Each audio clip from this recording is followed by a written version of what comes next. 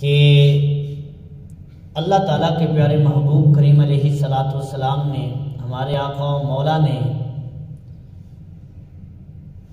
ارشاد فرمایا کہ 3 شخص ایسے ہیں کہ جن کو قیامت کے دن اللہ تعالیٰ کے عرش کا سایہ نصیب ہوگا۔ پھر فرمایا وہ 3 لوگ، پہلا وہ بندہ کہ وہ جو کسی پریشان امتی کی پریشانی کو دور کر دے، کہ کوئی حضور علیہ السلام کا امتی مومن مسلمان پریشان ہے کسی قسم کی بھی پریشانی، تو فرمایا جو اس کی پریشانی کو دور کرے گا تو قیامت کے دن اللہ تعالیٰ اپنے عرش کا اس کو سایہ نصیب فرمائے گا۔ اور دوسرا بندہ، محبوب کریم علیہ الصلاۃ والسلام نے ارشاد فرمایا کہ وہ شخص جس نے میری سنت کو زندہ کیا اس وقت کہ جب لوگوں نے اس سنت کو چھوڑ دیا۔ سنت مردہ ہونے کا مطلب یہ ہوتا ہے کہ لوگوں نے عمل کرنا چھوڑ دیا ہو، تو فرمایا جب لوگ اس سنت سے دور ہو چکے، لوگوں نے سنت پہ عمل کرنا چھوڑ دیا، تو فرمایا اس دور میں جو میری سنت پہ اس سنت پہ عمل کرے جس کو چھوڑ دیا گیا ہے، تو فرمایا میری سنت کو زندہ کرنے والے بندے کو اللہ تعالیٰ قیامت کے دن اپنے عرش کا سایہ نصیب فرمائے گا۔ اور تیسرا بندہ جو اس حدیث پاک میں ذکر ہے، پیارے آقا کریم علیہ السلام نے ارشاد فرمایا کہ وہ بندہ جو کثرت کے ساتھ میری ذات پہ درود پاک پڑھتا ہے، یعنی درود پاک کی کثرت کرنے والا جو بندہ ہے نا، فرمایا اللہ تعالیٰ قیامت کے دن اس کو میرے عرش کا، اپنے عرش کا اللہ تعالیٰ سایہ نصیب فرمائے گا، اپنی رحمت میں اس کو جگہ عطا فرمائے گا جو درود پاک کی کثرت کرنے والا ہے۔ تو حصول برکت کے لیے ایک مرتبہ بارگاہ رسالت میں ہدیہ درود السلام کا عرض کر لیجئے۔ الصلاۃ والسلام علیک یا سیدی یا رسول اللہ وعلی آلک واصحابک یا سیدی یا حبیب اللہ۔ الصلاۃ والسلام علیک یا سیدی یا رحمت للعالمین وعلی آلک واصحابک یا سیدی یا خاتم النبیین۔ حضرات گرامی، یہ رمضان شریف کا 13واں روزہ یعنی رمضان شریف کی 13ویں بہار ہے، اور یہ مبارک گھڑیاں اللہ کے فضل و کرم سے ہم مسجد میں بیٹھ کر گزار کر ان کو اور مبارک بنا رہے ہیں۔ تو حضرات گرامی، یہ اللہ تعالیٰ کا فضل ہے، اور اللہ تعالیٰ فرماتا ہے ذالک فضل اللہ یؤتیہ من یشاء، فرمایا میں اپنا فضل جسے چاہتا ہوں عطا فرماتا ہوں۔ تو اللہ تعالیٰ کا کروڑہا احسان ہے، اللہ تعالیٰ کا اتنا بڑا ہم پہ فضل ہے کہ حضور علیہ السلام کی امت سے پیدا فرمایا اور پھر ہمیں رمضان شریف کی بہار بھی عطا فرمائی۔ تو حضرات گرامی، اللہ تبارک و تعالیٰ نے قرآن مجید میں ارشاد فرمایا وَسَارِعُوا إِلَى مَغْفِرَةٍ مِّن رَبِّكُمْ وَجَنَّةٍ، فرمایا دوڑو اللہ کی مغفرت کی طرف اور اللہ کی جنت کی طرف، یعنی مغفرت کی طرف دوڑو اور دوڑ کر مغفرت کی طرف اور جنت کی طرف جاؤ۔ اب آگے فرمایا وہ جنت کی تعریف اللہ تعالیٰ نے فرمائی، فرمایا وہ جنت کیسی ہے اور کتنی بڑی ہے۔ فرمایا وَجَنَّةٍ عَرْضُهَا السَّمَاوَاتُ وَالْأَرْضُ، فرمایا جنت وہ ہے کہ جس کی چوڑائی 7 زمینوں اور 7 آسمانوں کے برابر ہے۔ اللہ اکبر۔ تو یہ قرآن کہتا ہے کہ ایک جنت کی چوڑائی اتنی زیادہ ہے۔ اچھا پھر جنتیں بھی ایک نہیں ہے، جنتیں بھی کئی ہیں۔ حدیث کے الفاظ ہیں جنان کثیرۃ، فرمایا جنت ایک نہیں ہے، جنتیں کئی جنتیں ہیں۔ تو جب جنتیں کئی ہیں تو ایک جنت کا یہاں ذکر ہے کہ ایک جنت کی چوڑائی اتنی زیادہ ہے تو ساری جنتیں پھر ان کی چوڑائی کا عالم کیا ہوگا. پھر دوسری بات یہ ہے کہ جب ایک شے کی چوڑائی اتنی زیادہ ہے تو اس کی لمبائی تو اس سے زیادہ ہوگی. اب یہ اللہ تبارک و تعالیٰ نے ایک اندازہ بتایا ہے کہ 7 زمینیں جو ہے نا، ایک زمین اتنی بڑی ہے، پھر دوسری زمین، پھر تیسری، پھر چوتھی. فرمایا 7 زمینیں اس طرح لائن میں رکھی جائیں اور پھر 7 آسمان بھی لائن میں رکھے جائیں تو فرمایا یہ 7 زمینیں اور 7 آسمان ملا کر جتنی لمبائی بنے گی تو فرمایا یہ ایک جنت کی چوڑائی ہے. اللہ اکبر، یہ ایک جنت کی چوڑائی ہے. چوڑائی کا عالم یہ ہے تو پھر اس جنت کی لمبائی کا عالم کیا ہوگا؟ کیونکہ ہر شے کی چوڑائی تھوڑی ہوتی ہے اور لمبائی زیادہ ہوتی ہے. تو اللہ تبارک و تعالیٰ نے فرمایا کہ یہ ایک جنت کی چوڑائی کا عالم یہ ہے کہ 7 زمینیں اور 7 آسمانوں کو رکھ کر دیکھا جائے تو فرمایا یہ ایک جنت کی چوڑائی کے برابر بنے گی. تو اس جنت کی لمبائی کا عالم پھر بندہ اندازہ نہیں لگا سکتا. تو جب ایک جنت کا عالم یہ ہے تو اللہ تعالیٰ نے فرمایا کہ جنت ایک نہیں ہے، جنتیں بھی کئی ہیں، جنتیں بھی کئی ہیں. اور پھر آگے فرمایا اعدت للمتقین، فرمایا یہ جنت جو ہے یہ ہم نے مومنین کے لیے بنائی ہے، متقین لوگوں کے لیے بنائی ہے، حضور کے غلاموں کے لیے بنائی ہے. اور دوسری جگہ جہنم کے بارے میں اللہ تبارک و تعالیٰ نے ارشاد فرمایا اعدت للکافرین، متقین کے مقابلے میں کافر کو ذکر کیا.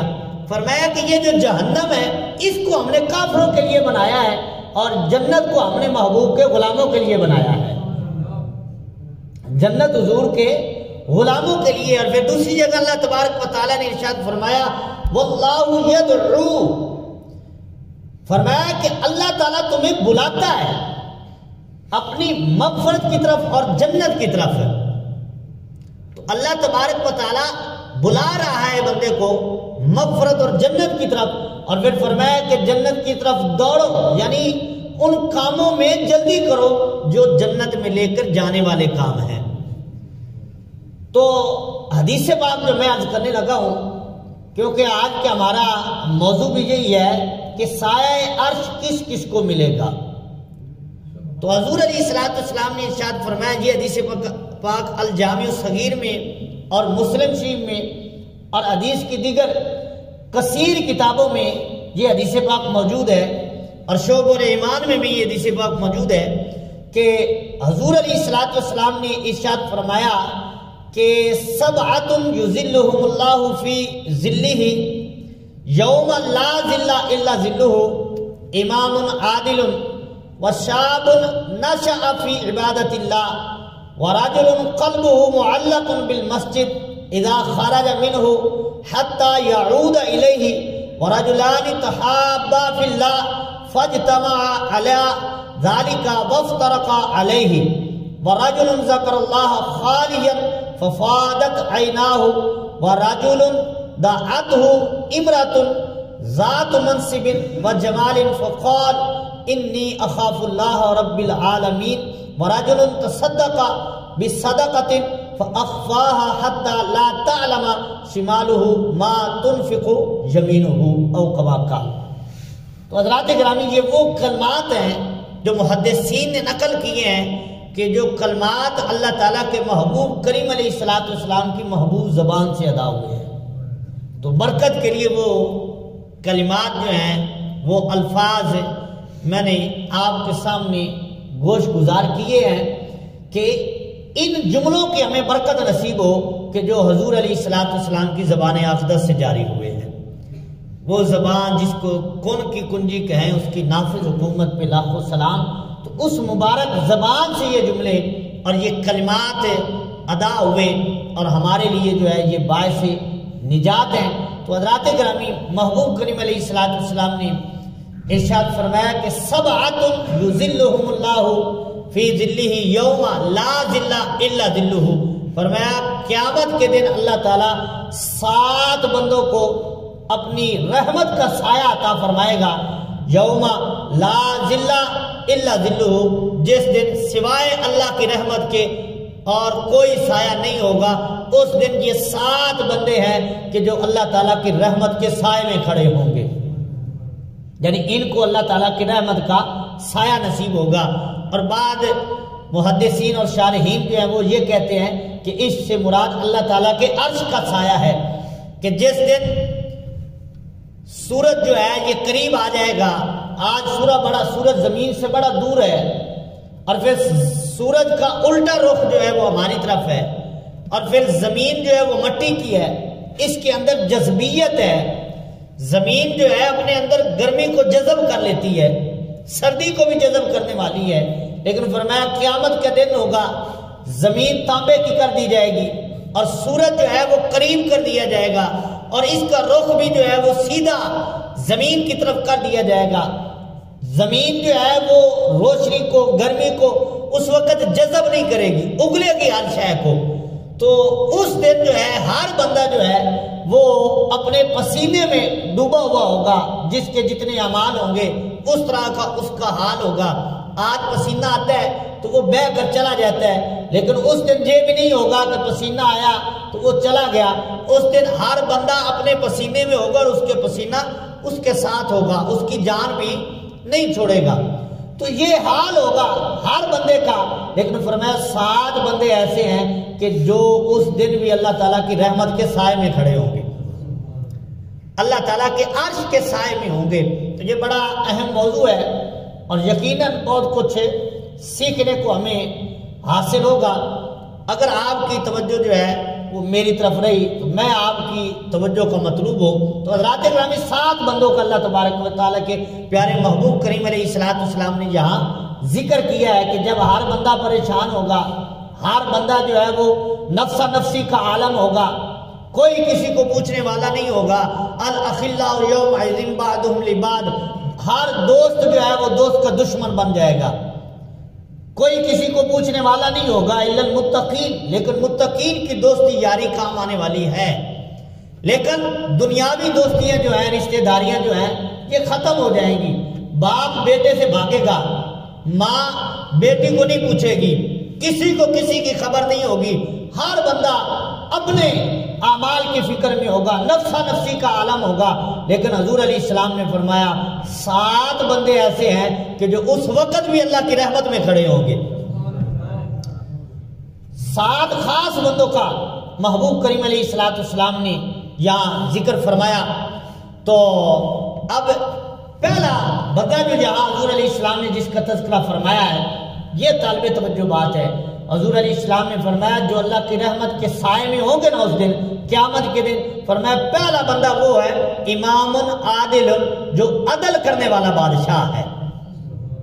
اللہ اکبر۔ تو عدل اتنی بڑی چیز ہے کہ بڑے بڑے پرہیزگاروں کا ذکر ہے، لیکن پہلے عادل بادشاہ کا ذکر کیا کہ فرمایا جو بندہ زمین پر عدل کرنے والا ہے، انصاف کرنے والا ہے، تو فرمایا قیامت کے دن لوگ تو پریشان ہوں گے، لیکن یہ بادشاہ عدل کرنے والا جو ہے یہ اللہ کی رحمت کے سائے میں کھڑا ہوا نظر آئے گا۔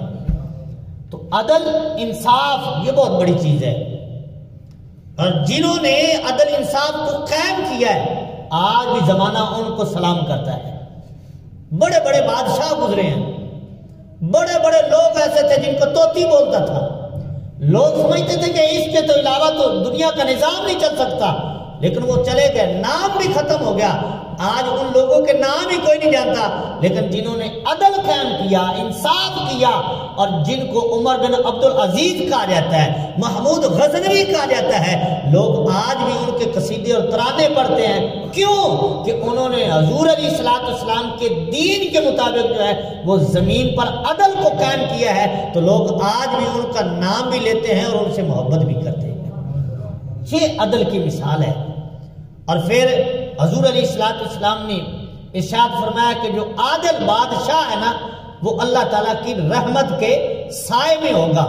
اور پھر ساتھ ہے بخاری شریف کے حدیث پاک کے کلمات ہیں کہ حضور علیہ السلام نے ارشاد فرمایا کلکم راعٍ وکلکم مسئول، فرمایا تم میں ہر بندہ رعایا ہے اور ہر بندہ جو ہے اس سے پوچھا جائے گا۔ ہر بندہ بادشاہ ہے اور ہر بندے سے پوچھا جائے گا۔ کیا مطلب؟ کہ ہر بندہ اپنے گھر میں گھر کے اعتبار سے بادشاہ ہے، وہ اپنے گھر میں عدل کرے گا، اسے پوچھا جائے گا گھر کے افراد کے بارے میں۔ بلکہ حدیث پاک کا مفہوم ہے کہ حضور علیہ السلام نے ارشاد فرمایا کہ اگر کوئی بندہ، اس کو اللہ تعالیٰ نے بیٹا اور بیٹی کی نعمت عطا فرمائی ہے، اگر کوئی بندہ بیٹی سے زیادہ پیار کرتا ہے، بیٹے سے زیادہ پیار کرتا ہے اور بیٹی سے تھوڑا پیار کرتا ہے، تو فرمایا اس کے بارے میں پوچھا جائے گا، کیونکہ کلکم راعٍ و کلکم مسئول، پورا حق جو ہے وہ اولاد کو دینا ضروری ہے، تربیت کرنا ضروری ہے، کیونکہ یہ حضور علیہ السلام کو فرمان ہے ہر بندہ گھر میں بادشاہ ہے، جو گھر کا بڑا ہے وہ گھر کا بادشاہ ہے، وہ گھر کا امام ہے، اس پر عدل کرنا ضروری ہے، برابری کرنا ضروری ہے، ورنہ کیا ہے وَكُلُّكُمْ مَسْئُولٌ، فرمایا ہر ایک بندہ اللہ تعالیٰ کی بارگاہ میں حاضر ہوگا اور اس سے سوال ہوگا، پوچھا جائے گا کہ تو نے زمین پر کیسے عدل قائم کیا، کیا انصاف کیا، کیا عدل کو قائم کیا، تو جو عدل کرنے والا ہوگا وہ اللہ کی رحمت کے سائے میں کھڑا ہوگا۔ اور حضرت فاروق اعظم رضی اللہ تعالی عنہ کی اولاد میں سے حضرت عمر بن عبدالعزیز رضی اللہ تعالی عنہ، آپ نے قرب کا زمانہ پایا ہے، اور حضرت عمر بن عبدالعزیز کا جب وصال ہوا نا، تو میں پڑھ رہا تھا کہ بادشاہ جو جنگل میں ایک بھیڑیے نے بکری پہ حملہ کر دیا، تو فرشتوں نے کہا آج عمر بن عبدالعزیز فوت ہو گئے۔ کیا وجہ ہے؟ وہ کہنے لگے کہ جب تک حضرت عمر بن عبدالعزیز زمین پر موجود رہے ہیں، جانور بھی ایک دوسرے کا حیا کرتے تھے کہ عمر بن عبدالعزیز کا انصاف زمین پر موجود ہے۔ اتنے بڑے عادل بادشاہ تھے حضرت عمر بن عبدالعزیز۔ اور حضرت فاروق اعظم رضی اللہ تعالی عنہ کا زمانہ ہے، یہ نزہۃ المجالس میں روایت موجود ہے، علامہ سفوری رحمۃ اللہ علیہ لکھتے ہیں حضرت فاروق اعظم رات کو گشت کر رہے تھے، جو آپ کا معمول تھا، دن کو لوگوں کے معاملات سنتے اور رات کو جو ہے وہ لوگوں کے حالات کو دیکھتے کہ کوئی بھوکا تو گھر میں نہیں سویا ہوا، یہ ریاست مدینہ ہے، یہ ہمارے بادشاہ ہیں۔ حضرت فاروق اعظم رات کو گشت کر رہے ہیں، ایک ماں اپنی بیٹی سے کلام کر رہی ہے، ماں بیٹی کو کہتی ہے کہ بیٹی پانی میں نا دودھ میں پانی ڈال دے، تو بیٹی کہتی ہے کہ امی جان آپ کو پتہ نہیں کہ زمانہ کس کا ہے، خلیفہ کا نہیں پتہ ہے، وہ بڑی سختی کرتے ہیں اس بات پہ کہ دھوکہ دینا جو ہے وہ منع ہے، تو یہ بیٹی ماں سے کہہ رہی ہے، تو بیٹی کہتی ہے امی یہ زمانہ حضرت عمر کا زمانہ ہے، ان کو پتہ چل گیا تو سزا ملے گی، تو ماں نے کہا بیٹی عمر کون سا دیکھ رہے ہیں، تو بیٹی نے کہا امی عمر نہیں دیکھ رہے تو عمر کا رب تو دیکھ رہا ہے نا۔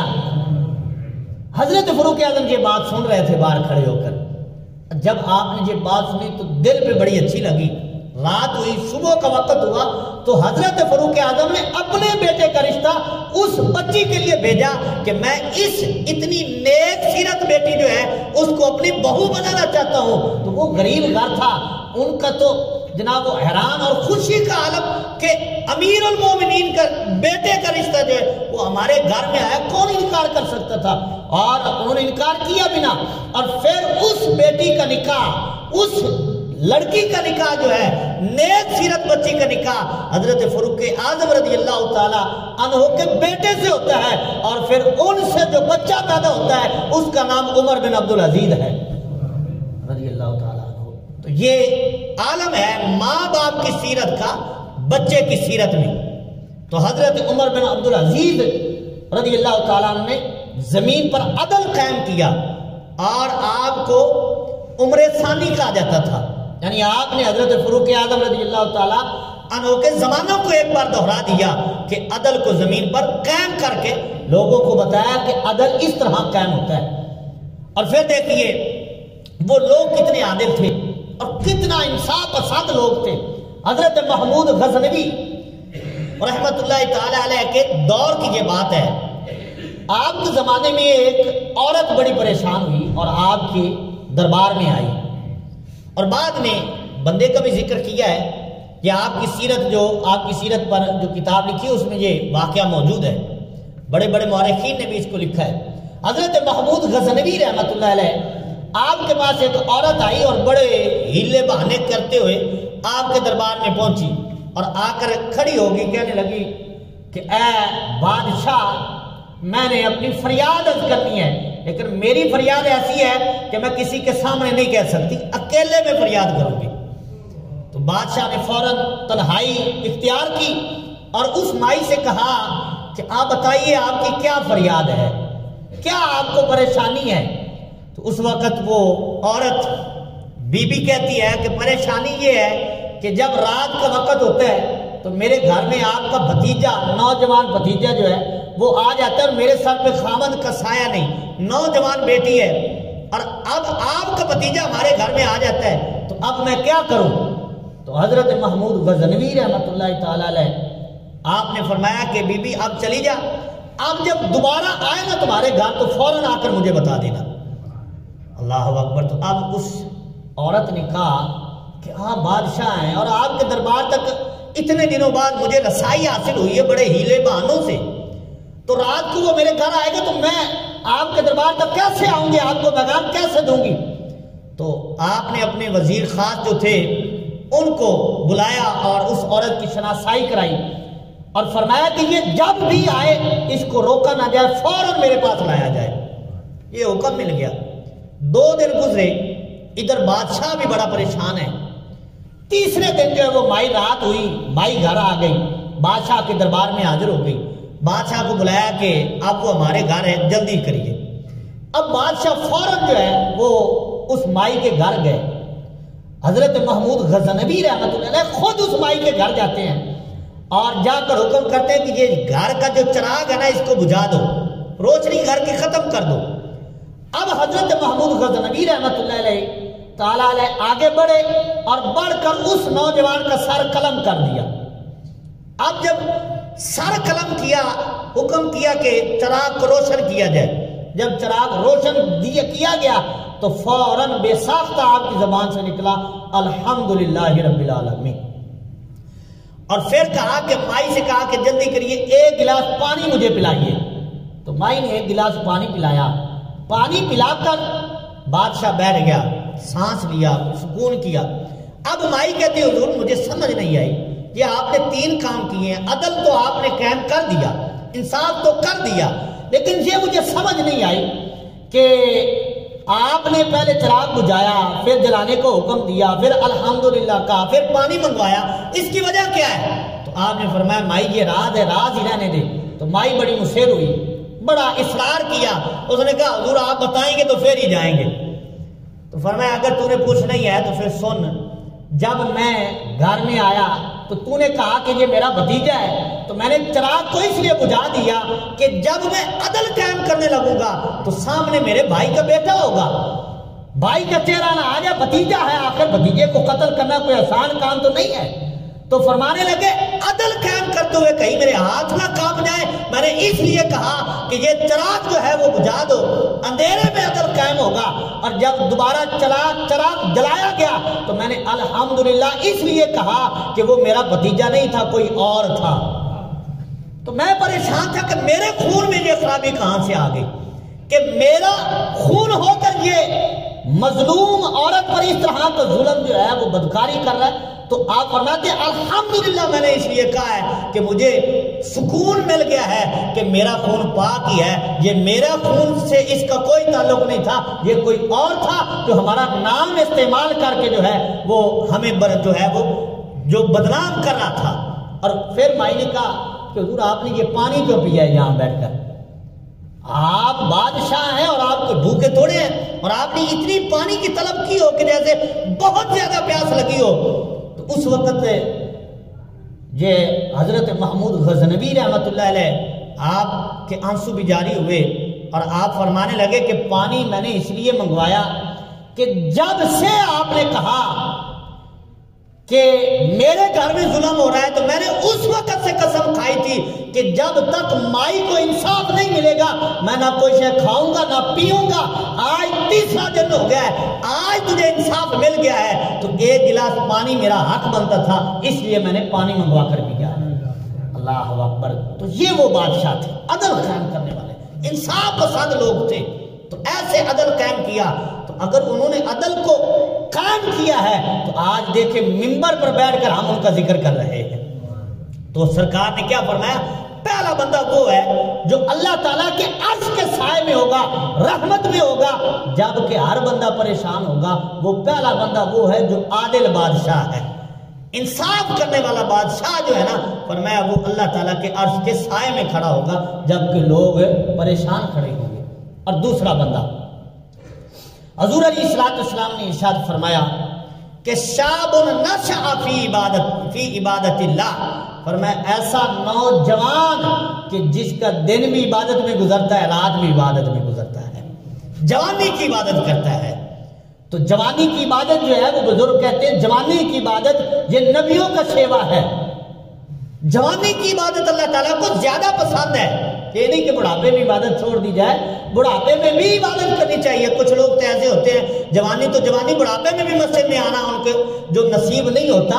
تو عبادت عبادت ہی ہے، لیکن جوانی میں جو عبادت کی جاتی ہے اس کا اپنا ہی سرور ہوتا ہے۔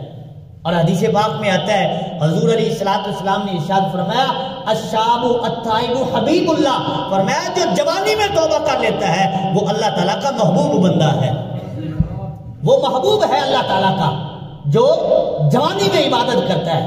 یعنی جب کہ اس کی جوانی اٹھ رہی ہے اور جوانی کا زور بھی ہے، سارا کچھ ہے، حسن بھی ہے، روب بھی ہے، مال بھی ہے، پیسہ بھی ہے، لیکن پھر بھی نفس کو کنٹرول کر کے وہ اللہ تعالیٰ کی عبادت میں آ کر بیٹھ جاتا ہے، تو فرمایا یہ عبادت کرنے والا قیامت کے دن اللہ کے عرش میں کھڑا ہوگا، اللہ کے عرش کے سائے میں کھڑا ہوگا، جو جوان ہو کر بھی اللہ تعالیٰ کی عبادت کرتا ہے، جوانی میں عبادت کرتا ہے۔ تو جوانی کی عبادت یہ نبیوں کا شیوا ہے، اور جوانی کی عبادت یہ بڑی اللہ تعالیٰ کو محبوب ہے۔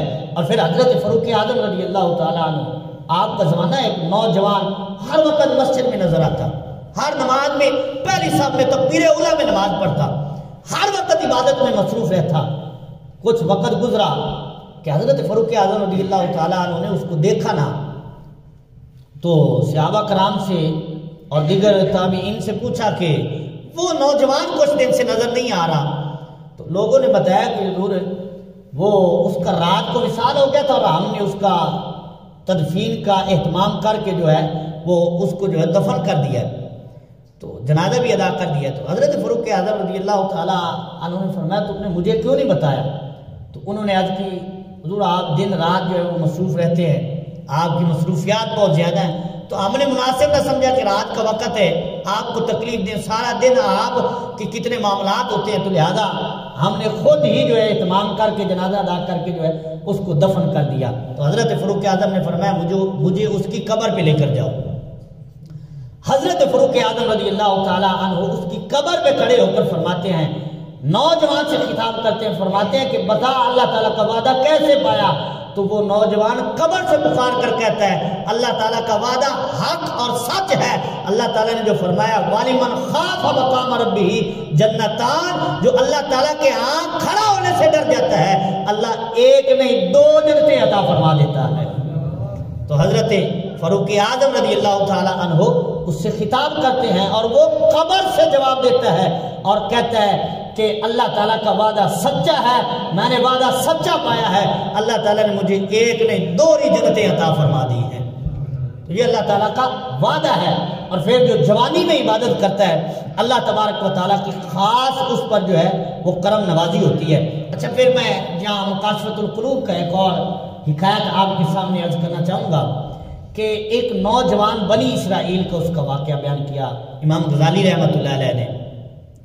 وہ بنی اسرائیل کا ایک شخص تھا، نوجوان تھا، مالدار تھا، اور اس کے قرب میں ایک مفلس عورت رہتی تھی، غریب عورت رہتی تھی۔ تو وہ محتاج ہو گئی اور اس کو پیسوں کی ضرورت پڑی، تو وہ عورت اس سے مالدار نوجوان کے پاس آئی اور اس سے کہنے لگی کہ مجھے نا پیسوں کی ضرورت ہے، ادھار دے دے میں واپس کر دوں گی۔ اب اس نے جب دیکھا کہ یہ محتاج عورت ہے تو میں اپنا جال پھینکوں، تو اس نے جو ہے وہ اپنی خواہش کا اظہار کیا اور اس نے کہا کہ اگر تم میری خواہش پوری کرے گی تو میں جتنے تو پیسے چاہے گی میں تجھے دوں گا۔ اب وہ عورت محتاج تھی اور مجبور بھی تھی حالات سے، تو اس نے اقرار کر لیا، اور جب اس نے نوجوان نے قریب ہونا چاہا تو اس عورت کا جسم کانپنے لگ گیا۔ اس نوجوان نے کہا کہ تیرا جسم کانپ کیوں رہا ہے؟ اس کی وجہ کیا ہے؟ تو اس نے کہا میں اللہ تعالیٰ سے ڈر رہی ہوں، میرے دل میں اللہ تعالیٰ کا خوف ہے، میں مجبور ہوں لیکن مجھے اللہ تعالیٰ کا خوف ہے کہ یہ میں کیا کر رہی ہوں، مجھ سے غلطی ہو رہی ہے۔ وہ نوجوان فوراً پیچھے ہٹ گیا، اس نے کہا تم مجبور ہو کر، عورت ہو کر اللہ تعالیٰ سے ڈر رہی ہے، میں بندہ ہو کر نہ اللہ سے ڈروں، میں بندہ ہو کر نہ ڈروں۔ تو اسی وقت اس نے توبہ کی اور جتنے پیسے اس کو ضرورت تھی وہ فی سبیل اللہ اس کی خدمت کر دی۔ وہ عورت چلی گئی، اللہ تعالیٰ نے حضرت موسیٰ علیہ السلام کی طرف وحی فرمائی اور فرمایا اے پیارے وہ فلاں بندہ جو ہے نا اس کو پیغام دے دے، ہم نے اس کو بخش دیا ہے، ہم نے اس کے سارے گناہ معاف کر دیے ہیں۔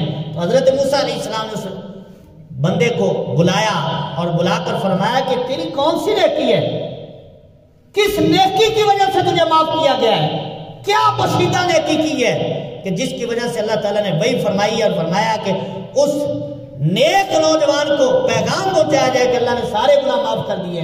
تو اس نے اپنا واقعہ عرض کیا تو حضرت موسیٰ علیہ السلام نے فرمایا پھر تجھے مبارک ہو، اللہ نے تیرے سارے گناہ جو ہے اس نیکی کے سبب سے معاف فرما دیے ہیں۔ اللہ اکبر۔ تو جو نوجوان جوانی میں ڈر جاتا ہے، اللہ تعالیٰ کی بارگاہ میں جھک جاتا ہے، اللہ تعالیٰ کی عبادت کرتا ہے، تو جوانی کی عبادت جو ہے وہ اللہ تعالیٰ کو زیادہ محبوب ہے۔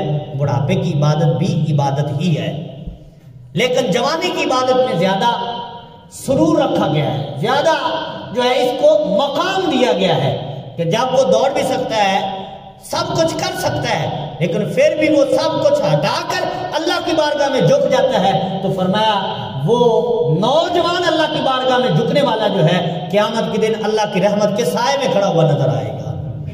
تو تیسرا بندہ جس کا ذکر حضور علیہ السلام نے ارشاد فرمایا وَرَجُلٌ قَلْبُهُ مُعَلَّقٌ بِالْمَسْجِدِ اِذَا خَرَجَ مِنْهُ حَتَّى يَعُودَ إِلَيْهِ، فرمایا وہ بندہ جس کا دل ہر وقت مسجد میں لگا رہتا ہے،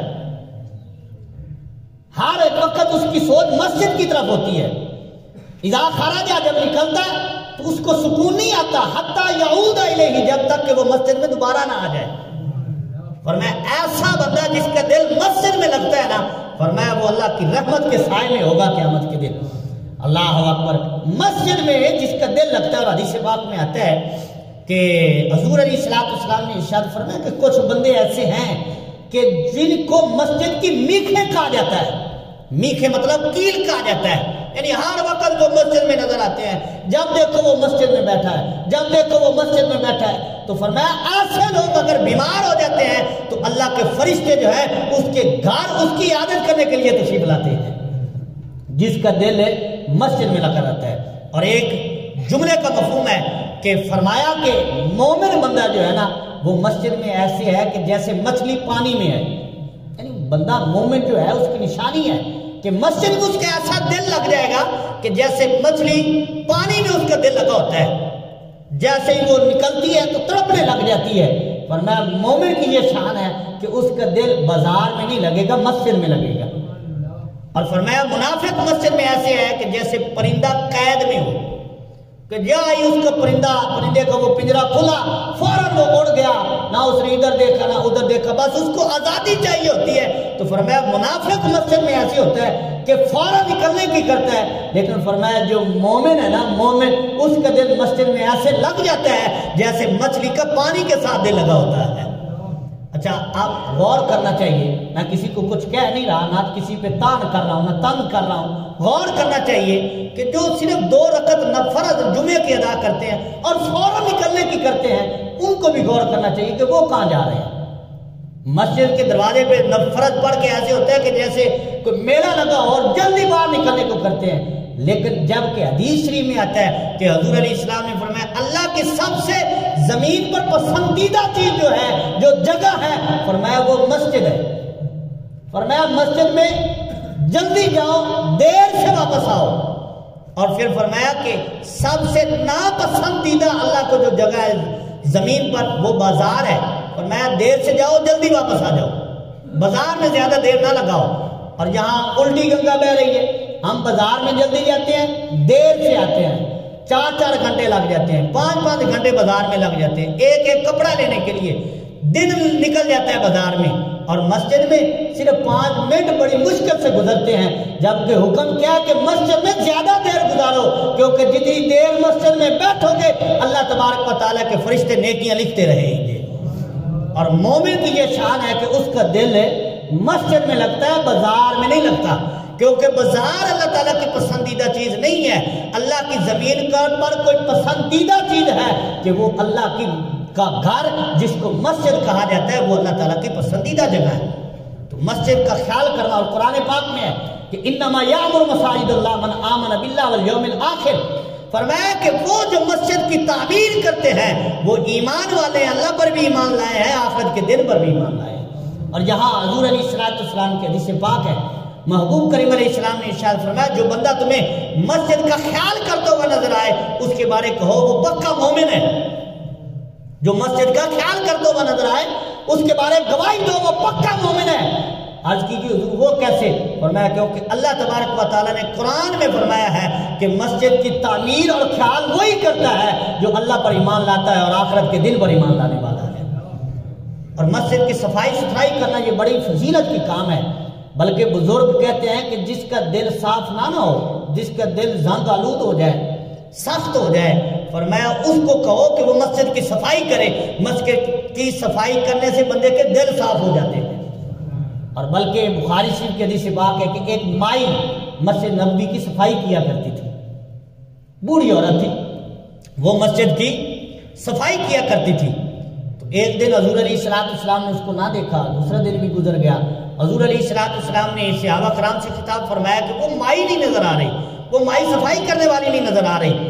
تو صحابہ کرام نے عرض کی حضور وہ فوت ہوگی تو ہم نے مناسب نہ سمجھا آپ کو بتانا، تو ہم نے خود ہی اس کا جنازہ ادا کر کے جو ہے وہ دفن کر دیا ہے۔ تو سرکار علیہ السلام نے فرمایا تم نے مسجد کی صفائی کرنے والی عورت کو عام سمجھا ہے؟ فرمایا وہ بڑی مقام والی ہے جو مسجد کی صفائی کرتی ہے۔ تو جو بندہ بھی مسجد کی صفائی کرتا ہے وہ مقام والا ہے۔ سرکار علیہ السلام خود اس کی قبر پہ تشریف لے کر گئے اور اس کی قبر پہ کھڑے ہو کر سرکار نے خود نماز جنازہ ادا کیا۔ یہ سرکار نے کرم نوازی فرمائی، اور پھر ساتھ سرکار نے فرمایا کہ تمہاری قبریں جو ہیں وہ اندھیرے سے بھری ہوتی ہیں، جب میرا قدم لگتا ہے تو اللہ تعالیٰ میرے قدم کی برکت سے تمہاری قبروں کو روشن فرما دیتا ہے۔ تو مسجد میں دل مومن کا لگتا ہے۔ اور حضور علیہ السلام نے کیا فرمایا؟ جس بندے میں یہ صفت ہو نا کہ اس کا دل بازار میں نہیں لگے، مسجد میں لگے، ہر وقت معلق رہا مسجد کی طرف، فرمایا قیامت کے دن جب بندے پریشان ہوں گے وہ اللہ کی رحمت کے سائے میں کھڑا ہوا، اللہ کے عرش کے نیچے کھڑا ہوا نظر آئے گا، جس کا دل جو ہے ہر وقت مسجد کی طرف لگا رہتا ہے۔ تو یہ 3 بندے ہوں گے جو اللہ کے رحمت کے سائے میں کھڑے ہوں گے۔ اب چوتھا بندہ میں عرض کروں گا جو حدیث پاک میں ہے۔ حضور علیہ السلام نے ارشاد فرمایا رجلان تحابا فی اللہ فاجتمعا علی ذلک وافترقا علیہ، فرمایا کہ 2 بندے آپس میں ملاقات کرتے ہیں، دونوں مومن ہیں، مسلمان ہیں، اور ان کی ملاقات کا سبب کیا ہے؟ فرمایا وہ اللہ کی رضا ہے، دنیاوی مطلب کوئی نہیں ہے، کسی دنیا کے لیے نہیں ملاقات ہے، وہ بیٹھے اللہ کے ذکر کے لیے، جب گئے تو اللہ کے ذکر کے لیے، اللہ کی رضا کے لیے اٹھ کر چلے گئے۔ فرمایا 2 بندے جب اللہ کی رضا کے لیے ملاقات کرتے ہیں تو اللہ تعالیٰ ان دونوں کو قیامت کے دن اپنی رحمت کا سایہ عطا فرما دے گا۔ اور سیاستہ کی اور مشکات شریف میں حدیث پاک موجود ہے کہ ایک شخص سفر کر رہا تھا اور اس کو انسانی شکل میں فرشتہ ملا، اور اس نے اس کو روکا اور اس سے سوال کیا آئینہ ترید، تیرا ارادہ کہاں کا ہے، کہاں جا رہا ہے، کدھر کی ارادت رکھتا ہے؟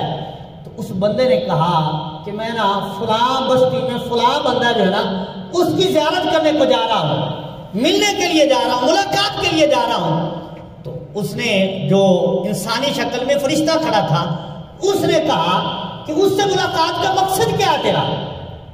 کوئی دنیاوی مطلب ہے، کوئی پیسے لینے ہیں، کوئی کام ہے، کوئی لین دین کرنا ہے، کوئی کام نکلوانا ہے، کیا مقصد ہے؟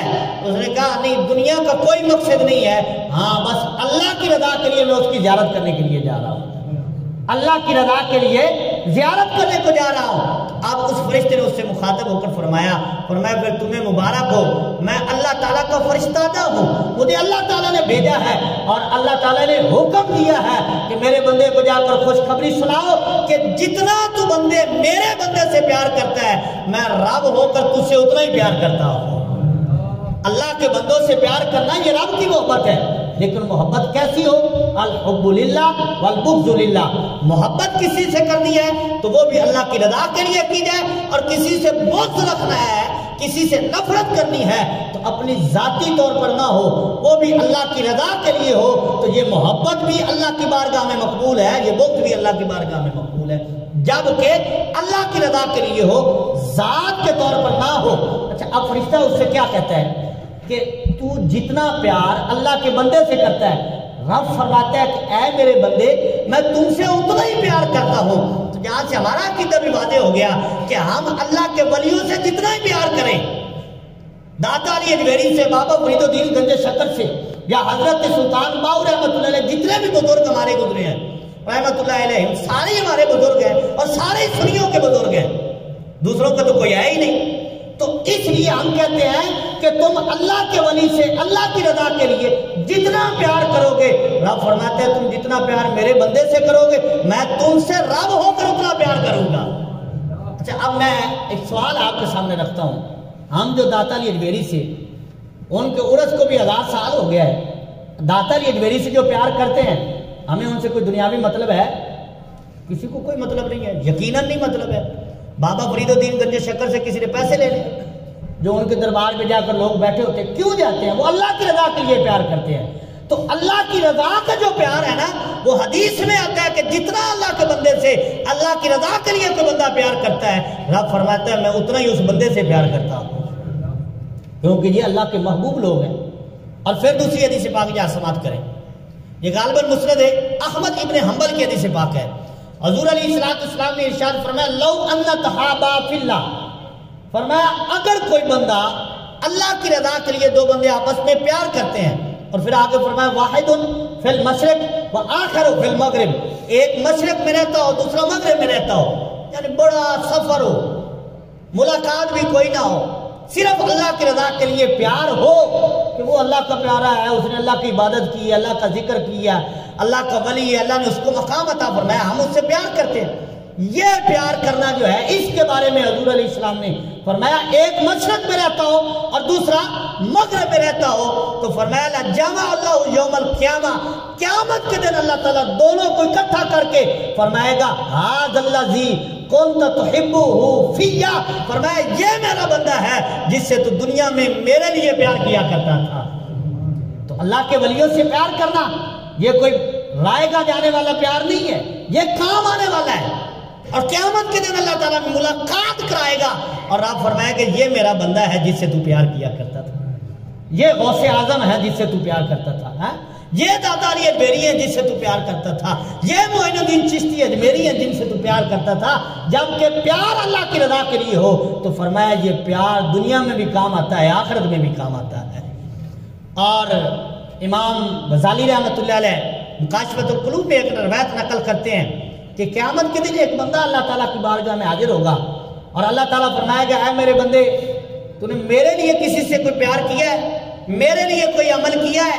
تو وہ بندہ عرض کرے گا مولا نماز بھی تیرے لیے پڑھی، روزہ بھی تیرے لیے رکھا، زکوٰۃ بھی تیرے لیے دی، ادا کی، صدقہ بھی تیرے لیے دیا، حج بھی کیا، عمرہ بھی کیا، سارے عمل تیرے لیے کیے ہیں۔ تو اللہ تعالیٰ فرماتا ہے اے میرے بندے یہ سارے عمل تو نے اپنے لیے کیے ہیں، نماز پڑھی کہ تجھے جنت مل جائے، زکوٰۃ دی کہ تیرا مال پاک ہو جائے، سارے عمل تو تیرے لیے، میرے لیے کیا کیا ہے؟ تو بندہ کہتا ہے مولا پھر میں تیرے لیے کیا کرتا کہ جو صرف تیرے لیے ہوتا؟ تو فرمایا میرے کسی ولی سے میری رضا کے لیے پیار بھی کیا ہے کہ نہیں کیا ہے؟ اللہ اکبر، تو یہ ولیوں کا پیار ہے۔ اور حضور علیہ السلام نے فرمایا جو میرے یعنی اللہ تعالیٰ کے کسی بندے سے پیار کرتا ہے اللہ کی رضا کے لیے تو فرمایا قیامت کے دن اللہ تعالیٰ محبوب کو بھی اور محب کو بھی عرش کا سایہ عطا فرمائے گا کہ جب لوگ نفس نفسی کے عالم میں ہوں گے یہ دونوں اللہ کی رحمت کے سائے میں کھڑے ہوئے نظر آئیں گے۔ اللہ اکبر. تو یہ 4 وہ شخص ہو گئے جن کو اللہ تعالیٰ قیامت کے دن اپنی رحمت کا سایہ عطا فرمائے گا. تو 5واں بندہ جس کا ذکر محبوب کریم علیہ السلام نے ذکر فرمایا، تو حضور علیہ السلام نے ارشاد فرمایا کہ 5واں بندہ وہ ہے کہ راجل دعاتہ امرأۃ ذات منصب و جمال فقال انی اخاف اللہ. فرمایا اگر کوئی بندہ ہو اور اس کو حسن و جمال والی عورت اپنی طرف بلائے اور وہ اس کا انکار کر دے صرف یہ جملہ کہہ کر انی اخاف اللہ، میں اللہ سے ڈرتا ہوں، تو فرمایا اللہ تعالیٰ ایسے پاکیزہ نوجوان کو قیامت کے دن اپنی رحمت کا سایہ عطا فرمائے گا. حضرت یوسف علیہ السلام، حضرت امام یوسف رحمت اللہ علیہ، حضرت امام اعظم کی یہ شاگرد خاص ہے اور قاضی القضاء ہیں. آپ کے پاس ایک مسئلہ پیش آیا کہ وقت کے بادشاہ نے اپنی بیوی سے کہہ دیا کہ اگر میں جنتی نہیں ہونا تو جا، پھر میں نے تجھے طلاق دی. اب یہ مسئلہ امام یوسف کے پاس آیا. اب امام یوسف نے جب یہ مسئلے کی سنجیدگی دیکھی تو آپ بادشاہ کے پاس گئے، جب بادشاہ کو بلایا اور اس سے فرمایا کہ آپ یہ بتائیے کہ آپ نے زندگی میں کبھی ایسا معاملہ پیش آیا ہے کہ آپ بدکاری پر قادر ہو، گناہ کر سکتے ہو، لیکن اس لیے پیچھے ہٹ گئے ہو کہ انی اخاف اللہ، میں اللہ سے ڈرتا ہوں؟ تو اس نے کہا ہاں ایک بار ایسا ہوا ہے، میں بدکاری پر قادر تھا لیکن میرے دل میں خوف پیدا ہو گیا، اللہ سے ڈر گیا، میں نے بدکاری کو چھوڑ دیا. تو امام یوسف نے فرمایا پھر تمہیں مبارک ہو، تو پکا جنتی ہے تیری بیوی کو طلاق نہیں ہوئی ہے، کیونکہ سرکار علیہ السلام نے فرمایا ہے کہ جو اس وجہ سے ہٹ جاتا ہے، یہ خوف پیدا ہو جاتا ہے دل میں، انی اخاف اللہ، فرمایا ایسا بندہ جو ہے وہ اللہ تعالیٰ کی رحمت کے سائے میں کھڑا ہوا نظر آئے گا. اللہ اکبر. تو امام یافی رحمت اللہ علیہ روض الریاحین میں ایک بڑی پیاری روایت نقل کرتے ہیں. ایک شخص تھا، اس کو مسکی کہا جاتا تھا. مسکی مطلب خوشبو والا، مشک سے بنا ہے. یہ مشک بڑی قیمتی خوشبو ہوتی ہے جو ہرن کے نافے سے پیدا ہوتی ہے، اس کو مسکی کہا جاتا تھا. ہر وقت اس سے خوشبو آتی تھی، جہاں بیٹھتا خوشبو آنے لگ جاتی. تو ایک دن لوگوں نے اس سے پوچھا کہ یار تو کون سا عطر لگاتا ہے، کون سی خوشبو استعمال کرتا ہے کہ ہر وقت تیرے بدن سے خوشبو آتی رہتی ہے؟ تو اس نوجوان نے کہا کہ میں نے کبھی خوشبو لگائی نہیں ہے. انہوں نے کہا پھر تیرے جسم سے خوشبو آتی کیوں ہے؟ جب دیکھو تیرے جسم سے، تیرے کپڑوں سے خوشبو آ رہی ہوتی ہے، اس کی وجہ کیا ہے؟ تو اس نے کہا کہ اصل میں میرے ساتھ ایک واقعہ پیش آیا کہ میں ایک دکاندار کی ایک کپڑے کے دکان پر میں کام کرتا تھا، مزدوری کرتا تھا. تو وہاں ایک عورت آئی، وہ بڑی منصب والی تھی، اور اس نے کپڑا خریدا تو مجھے دیکھا تو اس کا دل مجھ پہ فریفتہ ہو گیا. پھر دوبارہ وہ کپڑے لینے کے لیے کہ بہانے دکان پر آئی اور کپڑا کتنا ہی اس نے نکال لیا اور اس کی گٹھڑی بھاری ہوگی. تو اس نے مالک دکان سے کہا کہ یہ جو نوجوان ہے نا، اس کو کہو کہ یہ گٹھڑی میری گھر چھوڑ آئے، جو کپڑا مجھے پسند ہوگا میں رکھ لوں گی، باقی واپس بھیج دوں گی اور رقم بھی بھیج دوں گی جو بنے گی. تو اب دکاندار کو سمجھنے لگی کہ یہ کہنا کیا چاہتی ہے اور اس کی نیت کیا ہے. تو اب اس نے اس نوجوان کو اس کے ساتھ بھیج دیا. جب نوجوان وہاں پہنچا نا تو اس نے دروازے بند کر لیے اور اپنی نیت ظاہر کر دی. اس نے کہا تو بدکاری کرے گا میرے ساتھ تو پھر ہی واپس جائے گا، ورنہ یہاں سے جا نہیں سکتا. تو وہ نوجوان صرف شکل کا سونا نہیں تھا، تن کا بھی سونا تھا، من کا بھی سونا تھا، باہر سے بھی سونا تھا، اندر سے بھی سونا تھا. اللہ تعالیٰ کو اس کے دل میں خوف تھا. اس نے کہا میں ایسا نہیں کر سکتا، میں اللہ تعالیٰ سے ڈرتا ہوں، میں ایسا نہیں کر سکتا. تو اس عورت نے کہا پھر تو جا بھی نہیں سکتا. تو اب جب اس نے کہا کہ میرے لیے کوئی اور راستہ نہیں ہے، تو اس نے کہا میں پہلے واش روم جاؤں گا پھر میں تجھے کچھ بتاتا ہوں. تو اس نے کہا کہ شاید یہ آمادہ ہو رہا ہے. تو وہ واش روم گیا اور پخانہ جو اس نے کیا وہ اپنے جسم پہ کپڑوں پہ مل لیا. جب کپڑوں پہ مل کے وہ باہر نکلا تو عورت نے جو ہے دروازے کھول دیے. اس نے کہا یہ تو پاگل مجنون ہے. تو وہ باہر نکلا اور دل میں کہا اللہ کا شکر ہے، جسم گندا ہو گیا ہے، تن گندا ہو گیا، من تو بچ گیا ہے نا، کپڑے گندے ہو گئے ہیں، اندر سے تو بچ گیا ہونا. تو جب وہ باہر نکلا، باہر جا کر غسل کیا، تو پھر غسل کرنے کے بعد اس نوجوان نے کہا کہ بس وہ دن گیا ہے، آج کا آیا ہے، میں نے کبھی خوشبو نہیں لگائی، اس کی برکت سے اللہ تعالیٰ نے میرے جسم میں خوشبو پیدا فرما دی. اور پھر وہ فوت ہوا. نوجوان کو لوگوں نے قبر میں دفن کیا. لوگ کہتے ہیں اس کی قبر میں سے بھی خوشبو آیا کرتی تھی. جس نے حد کا پہرا دیا اور اللہ تعالیٰ سے ڈر گیا تو اللہ تعالیٰ نے زندگی میں بھی خوشبوئیں عطا فرمائی، قبر میں بھی عطا فرما دی۔ تو کیا فرمایا حضور علیہ السلام نے فرمایا کہ ایسا بندہ جو اللہ تعالیٰ سے ڈر جاتا ہے، کہ اللہ تعالیٰ سے ڈر کر بدکاری سے ہٹ جاتا ہے، تو فرمایا قیامت کے دن ایسا بندہ جو ہے وہ اللہ تعالیٰ کی رحمت کے سائے میں کھڑا ہوا نظر آئے گا۔ جب کوئی سایہ نہیں ہوگا وہ اللہ تعالیٰ کے عرش کے سائے میں کھڑا ہوگا۔ ایسا پاکیزہ خوبصورت نوجوان جو ہے، جو انی اخاف اللہ کہہ کے ڈر جاتا ہے۔ حضرت یوسف علیہ السلام کا واقعہ تو قرآن میں موجود ہے کہ جب بی بی نے کہا کہ آ جائیے اب کوئی نہیں دیکھ رہا، تو اس نے اپنے بت خدا پہ کپڑا ڈال دیا۔ اس نے کہا اب تو جو بت ہے اس میں بھی کپڑا ڈال دیا ہے، کوئی نہیں دیکھ رہا۔ تو حضرت یوسف علیہ السلام نے فرمایا تیرا خدا وہ ہے جو کپڑا ڈالنے سے نہیں دیکھ سکتا، میرا خدا وہ ہے جو 7 کمروں میں بھی دیکھ رہا ہے۔ تو اللہ تعالیٰ نے پھر ایسی پاکیزہ جوانی عطا فرمائی کہ اللہ تعالیٰ نے اسی مصر کی بادشاہی حضرت یوسف علیہ السلام کو عطا فرما دی۔ تو انی اخاف اللہ کہہ کر پیچھے ہٹ جاتا ہے، بدکاری چھوڑ دیتا ہے، تو فرمایا اللہ تعالیٰ کی رحمت کے سائے میں ہوگا۔ تو یہ 5واں تھا۔ اب 6واں شخص جو ہے جس کے بارے میں حضور علیہ السلام نے فرمایا اللہ تعالیٰ کی رحمت کے سائے میں ہوگا، تو فرمایا ایسا بندہ راجل تصدق بصدقۃ فاخفاها حتى لا تعلم شماله ما تنفق یمینہ۔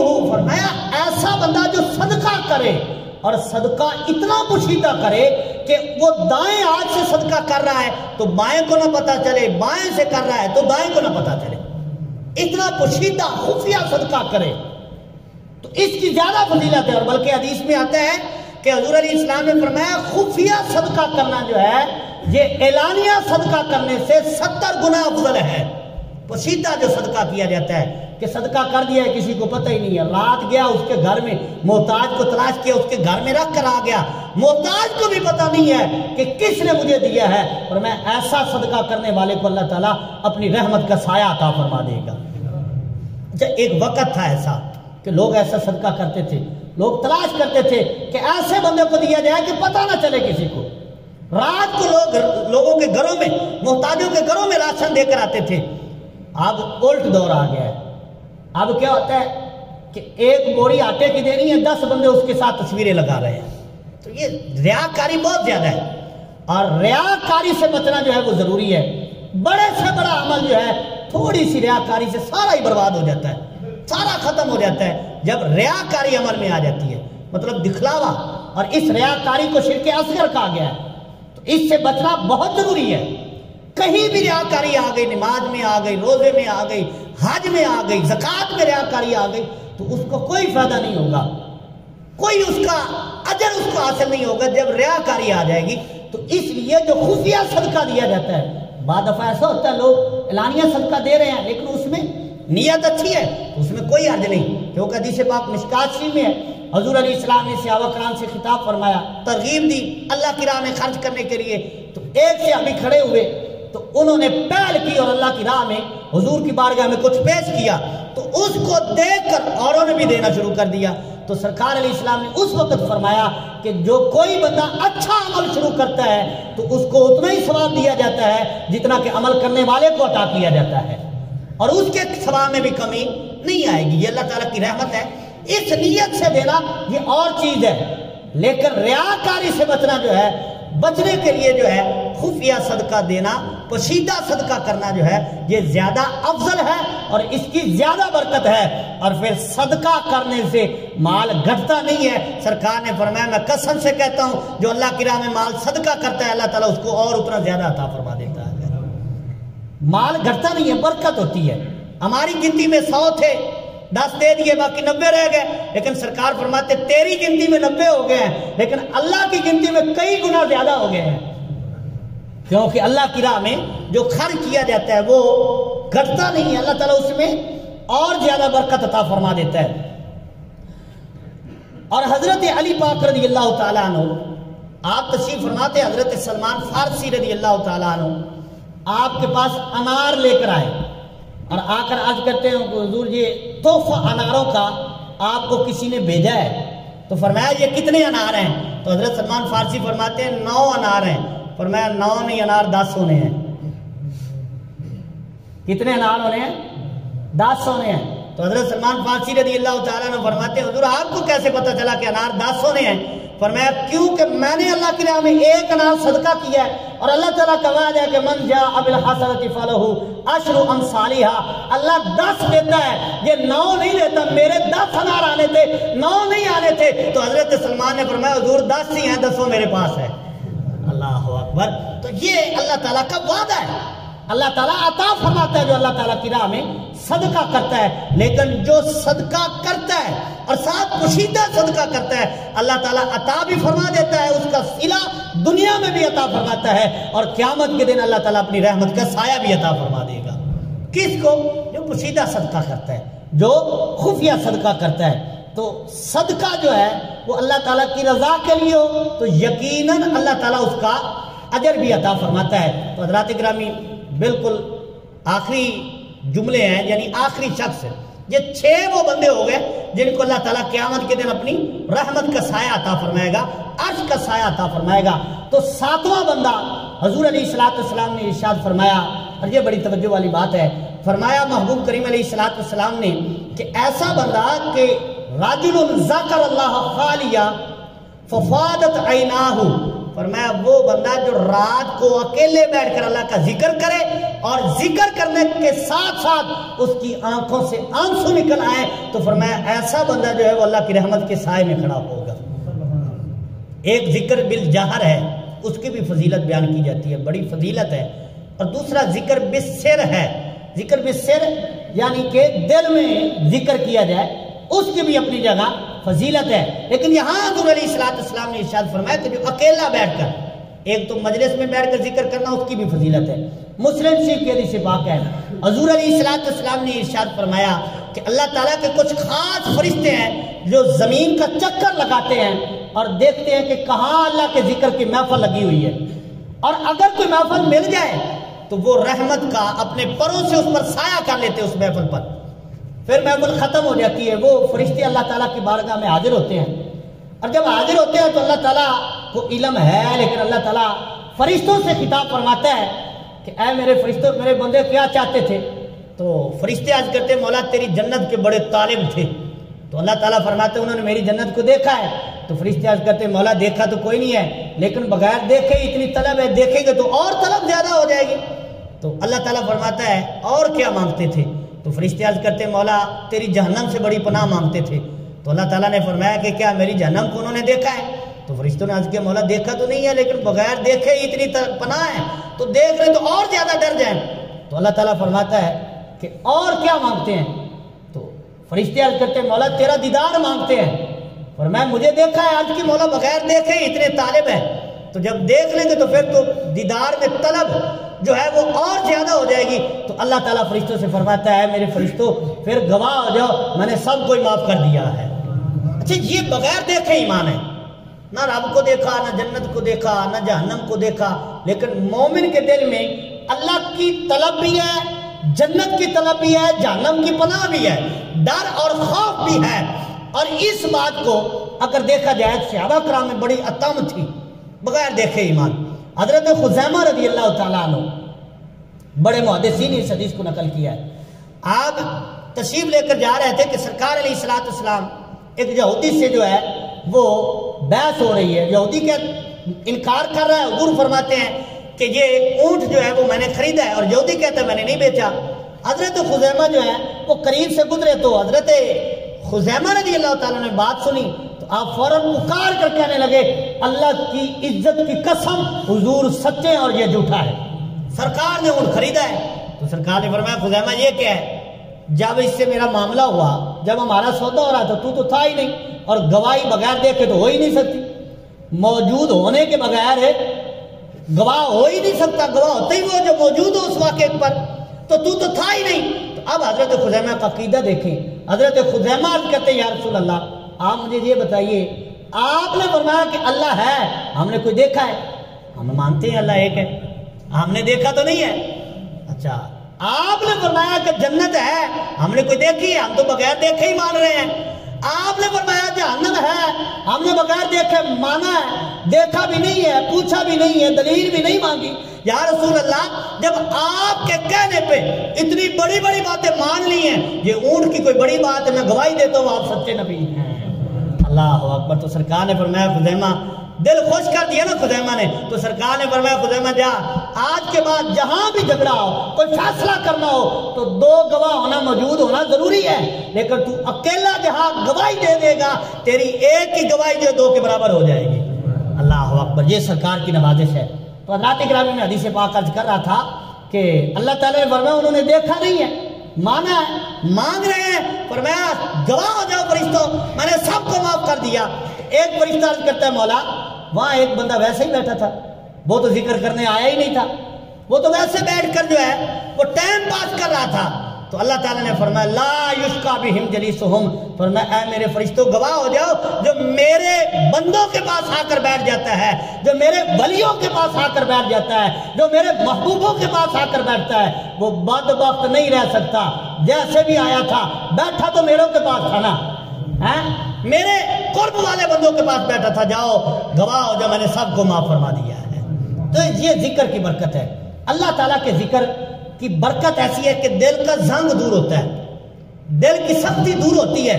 اور حضرت ابوبکر شیخ شبلی رحمۃ اللہ علیہ، آپ اللہ کے ذکر کی تاثیر اور برکات جو ہے وہ لوگوں کو بیان کر رہے تھے۔ تو اس مجلس میں بو علی سینا، یہ بڑا سائنسدان گزرا ہے، یہ بھی بیٹھا تھا۔ اب سائنسدان فلسفی لوگ جو ہے نا ہر بات کو تجربے پہ مانتے ہیں، تجربے کے بغیر کوئی بات نہیں مانتے وہ۔ تو وہ کہنے لگا اللہ کی ذات میں تاثیر ہے لیکن نام میں کوئی تاثیر نہیں ہوتی۔ کہنے لگا کہ ہر شے کی ذات میں اثر ہوتا ہے، اس کی ذات میں اثر ہے، ذات مؤثر ہے، نام میں کوئی اثر نہیں ہوتا۔ آپ اللہ کے نام کے تاثیر و ذکر کی برکت کہہ رہے ہیں، ایسا تو نہیں ہوتا۔ تو حضرت شیخ شبلی رحمۃ اللہ علیہ نے اس کو دلیلیں دی، دلائل پیش کیے، لیکن وہ کب ہے کہ مانے، وہ مانتے نہیں ہے، انکار کرتا جا رہا ہے، اقرار کی طرف آتا ہی نہیں ہے۔ تو تھوڑی دیر گزری تو حضرت شیخ شبلی نے دوسرا رخ اختیار کیا، فرمایا بو علی سینا تو ہے ہی گدھا، تجھ سے کیا کلام کرنا ہے؟ تو جب اس نے کہا کہ مجھے گدھا کہہ دیا ہے تو وہ تو جلال میں آ گیا، رنگ اس کا پیلا ہو گیا، کھڑا ہو گیا۔ اس نے کہا آپ نے مجھے ایسا کیسے کہہ دیا؟ تو فرمایا ذرا مسئلہ سمجھ بیٹھ جا، میں تجھے بات سمجھانا چاہتا ہوں۔ اس نے کہا جی کیا بات ہے، آپ نے مجھے گدھا کہہ دیا؟ فرمایا تو یہ بتا گدھے کے نام میں تاثیر ہے کہ کوئی نہیں ہے؟ اس نے کہا کیا مطلب؟ فرمایا میں نے گدھا ہی کہا ہے، تیرا رنگ پیلا ہو گیا ہے، تو پریشان ہو گیا ہے اور مجھ پہ چیخنا شروع کر دیا ہے۔ فرمایا جب اس کے نام میں اثر ہے تو اللہ کے نام میں کتنا اثر ہوگا؟ تو حضور علیہ السلام نے فرمایا جو اکیلا بیٹھ کے اللہ کا ذکر کرتا ہے اور پھر ذکر کرتے کرتے اس کی آنکھوں سے آنسو جاری ہو جاتے ہیں، تو فرمایا جب قیامت کا دن ہوگا اللہ تعالیٰ اپنی رحمت کا سایہ، عرش کا سایہ جو ہے اپنے اس بندے کو عطا فرما دے گا جو اکیلا بیٹھ کر رب کو یاد کرتا ہے۔ اور بزرگ کہتے ہیں کہ کامل مومن نہیں وہ نہیں ہے کہ جس کی مجلس پاک ہو، کامل مومن وہ ہے جس کی تنہائی پاک ہو۔ مومن وہ ہے کہ مجلس میں بیٹھا ہے تو بڑا نیک ہے، بڑی اچھی اچھی باتیں کر رہا ہے، بڑا فقیہ بن رہا ہے، بڑا جناب بڑے قرب کی باتیں ہو رہی ہیں، لیکن جب اکیلا بیٹھا ہے تو پھر اس کو کوئی پتہ نہیں، نہ جانے کیا کچھ ہو رہا ہے۔ تو فرمایا کامل مومن وہ نہیں ہے، کامل مومن وہ ہے جو تنہائی میں بھی مومن ہو، مجلس میں بھی مومن ہو، لوگوں میں بیٹھے پھر بھی اچھی باتیں ہوں، جب اکیلا بیٹھا ہو پھر بھی اللہ کی یاد اس کے دل میں ہو، تو فرمایا کامل مومن وہ ہے۔ تو یہ 7 بندے وہ ہیں جن کو اللہ تعالیٰ قیامت کے دن اپنی رحمت کا سایہ عطا فرمائے گا۔ اللہ تبارک و تعالیٰ سے دعا ہے اللہ تعالیٰ ہمیں عمل کی توفیق عطا فرمائے، اور یہ خصلتیں عادتیں جو ہیں وہ اللہ تعالیٰ ہم سب کو بھی عطا فرما دے۔ ہم آمین وما علیہ الا اللہ صلی اللہ علیہ وسلم۔